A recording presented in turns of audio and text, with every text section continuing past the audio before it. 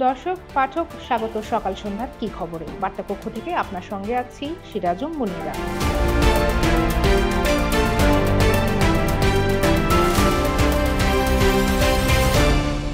হাইকোর্টের আদেশের প্রতিক্রিয়ায় আজ আবারও ঢাকার বিভিন্ন স্থানে সড়ক অবরোধ করে বিক্ষোভ করেছেন ব্যাটারি চালিত অটোরিকশার চালকরা। মহাখালী রেলগেট অবরোধ করে ঢাকার সঙ্গে দেশের বড় একটি অংশের ট্রেন চলাচল বন্ধ হয়ে গিয়েছিল।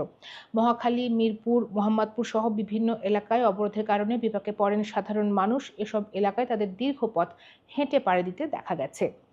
ব্যাটারি চালিত রিকশা বন্ধে উচ্চ আদালতের নির্দেশ থাকলেও এ নিয়ে সাধারণ মানুষের মধ্যে রয়েছে মিশ্র মতামত।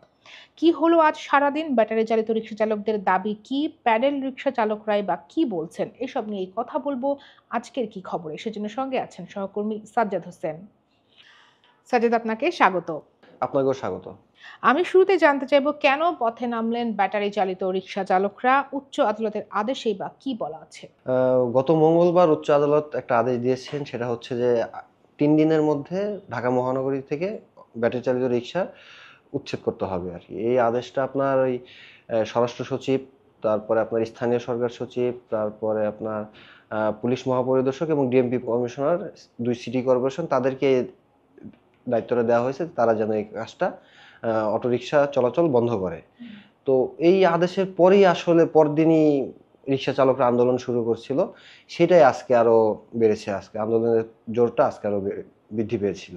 উচ্চ আদালতের এই আদেশের পরে আসলে রিকশা চালকরা আন্দোলন শুরু করে। তারা আসলে এটা বন্ধের বিরুদ্ধে তারা চাচ্ছেন যে অটোরিকশা চলাচল করতে দিতে হবে। এটা বন্ধ করা যাবে না। এটার সাথে অনেক মানুষের জীবন জীবিকা জড়িত, অটোরিকশা চলতে হবে। এই দাবিতেই তারা আসলে আন্দোলনটা করছেন। এই বিক্ষোভ অবরোধে কেমন ছিল আজকের ঢাকা? আমরা দু একটি অপ্রীতিকর ঘটনার খবরও পেয়েছি, সেগুলো আসলে কি ছিল, কি ঘটেছিল?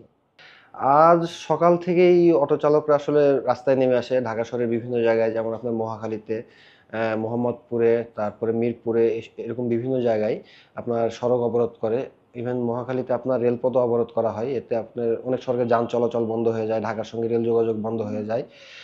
তারা রাস্তায় নেমে আসে। এমত অবস্থায় তাদেরকে সরাতে গেলে দুপুর ১টার দিকে মহাখালীতে এই অটোরিকশা চালকদের সঙ্গে পুলিশ এবং সেনাবাহিনীর একটা ধাওয়া পাল্টা দেওয়ার ঘটনা ঘটে।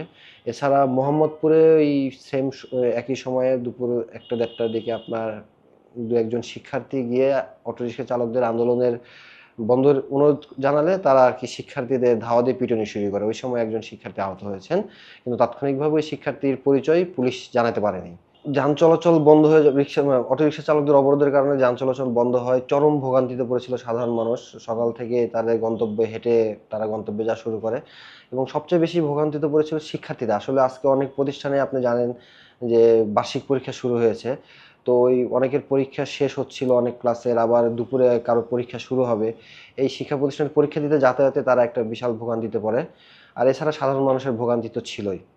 তো সাজ্জাদ, এভাবে আসলে কতদিন দাবি আদায়ে পথে থাকবেন রিকশা চালকরা? তাদের নেতাদের বক্তব্য কি? তারা কি ভাবছেন? আসলে এই আন্দোলনে ওরকমভাবে কোনো সুশৃঙ্খল আন্দোলন কিংবা কোনো নেতৃত্ব চোখে পড়েনি। তারা বিক্ষিপ্তভাবে বিভিন্ন জায়গায় সড়কে নেমে আন্দোলন শুরু করে।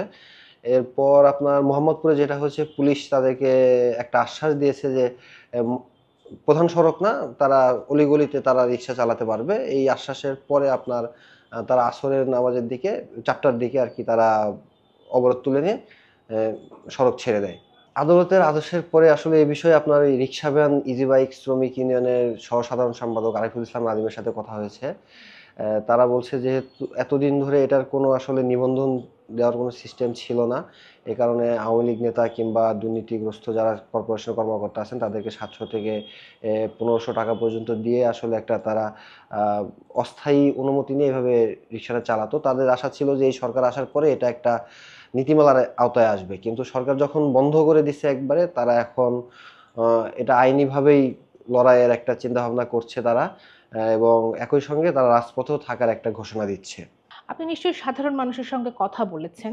তো ব্যাটারি চালিত রিকশা পথে থাকা না থাকা নিয়ে বা তাদের এই আন্দোলন নিয়ে সাধারণ মানুষের প্রতিক্রিয়াটা কি? সাধারণ মানুষ আসলে অটোরিকশা নিয়ে সাধারণ মানুষের মধ্যে একটা মিশ্র প্রতিক্রিয়া আছে। কারো মতে আপনার অটোরিকশা কেউ পক্ষে আবার কেউ অটোরিকশার বিপক্ষে। যারা পক্ষে তারা বলছেন যে অটোরিকশার কারণে আসলে যাতায়াতের ভাড়া মানে রিক্সা ভাড়াটা বিশেষ করে একটু কমেছে। তাছাড়া অটোরিকশা বন্ধ থাকলেও ওই রিক্সা ভাড়াটা বেশি থাকে। আর এছাড়া রিক্সার চেয়ে একটু দ্রুত গতিতে যাতায়াত করা যায়। আবার যারা বিপক্ষে তারা বলছেন যে আসলে এটা অনিরাপদ গতি, ব্রেকিং সিস্টেম দুর্বল। তারপরে চালকদের বেপরোয়া আচরণ এসব কারণে এই যানটা অনেকটা ঝুঁকিপূর্ণ হয়ে গেছে। বিভিন্ন জায়গায় দুর্ঘটনার ঘটনা ঘটছে। আপনি জানেন হয়তোবা ২ দিন আগেই জাহাঙ্গীরনগরে অটোরিকশা ধাক্কায় একজন ছাত্রী মারা গেলেন, সদ্য ভার্সিটিতে ভর্তি হওয়া। তো এই যারা বিপক্ষে আছেন তারা আসলে এই ঝুঁকিপূর্ণ এই মানে গতির কথাই তাদের আপত্তি। এটা কন্ট্রোল করলে কিংবা এটা যদি কোনো বিজ্ঞান ভিত্তিক কোনো নকশা ডিজাইন করা হয় এই রিক্সার জন্য, এই গতি কন্ট্রোল করার জন্য কিংবা এটা নিরাপদ করার জন্য, তাহলে বেশিরভাগ মানুষই চান অটোরিকশাটা থাকুক।